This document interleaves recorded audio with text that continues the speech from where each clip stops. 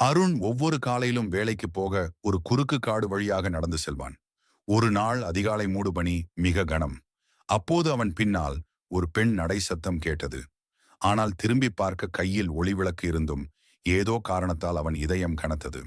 அந்த நடை சத்தம் மெதுவாக மெதுவாக அவன் அருகே வரத் தொடங்கியது. ஆனால் விசித்திரமாக அருண் நிற்கிறான். சத்தமுமே நிற்கிறது. அவன் ஓடுகிறான். சத்தமுமே ஓடுகிறது. பீதியால் அவன் திடீரென ஒரு மரத்தடியில் நின்று, யாரு என்று கத்தினான். எந்த பதிலும் இல்லை.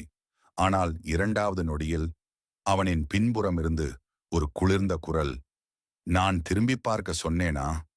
அருண் மெதுவாக திரும்பி பார்த்தான்.